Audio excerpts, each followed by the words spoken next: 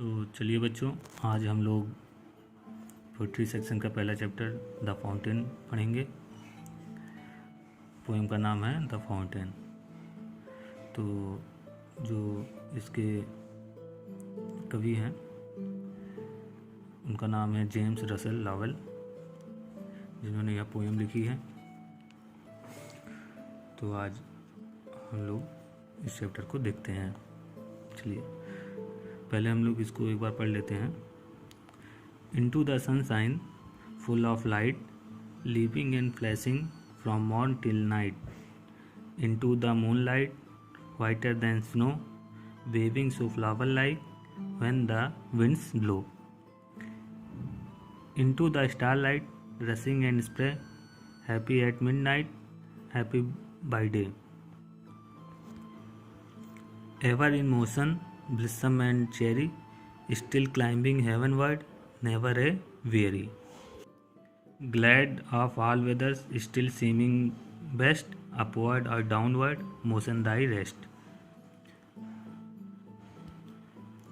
Full of nature, nothing can tame, changed every moment, ever the same.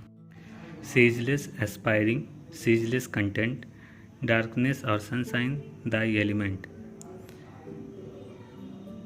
Glorious fountain, let my heart be fresh, changeful, constant, upward like thee. तो ये हमारा poem था। तो चलिए इसका अर्थ देख लेते हैं, समझ लेते हैं। तो पहला पैराग्राफ जैसे कि है कि into the sunshine full of light, leaping and flashing from morn till night. Into the sunshine मतलब कि इसमें किसकी बात हो रही है, जैसा कि हमारा पार्ट का नाम है द फाउंटेन। फाउंटेन यानी फवारा, ठीक। तो इनटू द सनशाइन यानी फवारा जो है सूर्य के प्रकाश में, फुल ऑफ लाइट, सूर्य यानी सूर्य के प्रकाश में फवारा जो है चमकदार दिखाई पड़ता है। Leaping and flashing from morn till night मतलब यह प्रातःकाल से रात तक, फ्रॉम मॉर्न टिल नाइट यानी प्रातःकाल से रात तक। लिपिंग एंड फ्लैशिंग यानी उछलता और चमकता हुआ दिखाई देता है। मतलब क्या हुआ इसका कि फव्वारा सूर्य के प्रकाश में चमकदार दिखाई पड़ता है या प्रातःकाल से रात तक उछलता और चमकता दिखाई देता है। अगला देखते हैं। Into the moonlight, whiter than snow, waving so flower like when the winds blow. मतलब इनटू द मूनलाइट, मूनलाइट यानी चंद्रमा की रोशनी में यानी चांदनी में। वाइटर देन स्नो यानी बर्फ से भी अधिक सफ़ेद। वेविंग सो फ्लावर लाइक यानी जब व्हेन द विंड्स ब्लो यानी जब हवा चलती है तो यह फूल के समान लहराता है।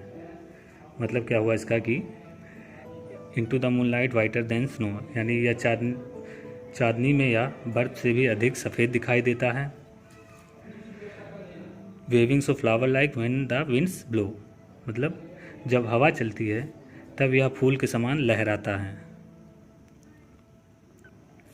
फव्वारा देखा होगा आपने कि जब हवा तेज चलती है तो इधर उधर लहराने लगता है, तो उसी से इसकी तुलना की गई है, ठीक। अगला स्टैंजा देखते हैं।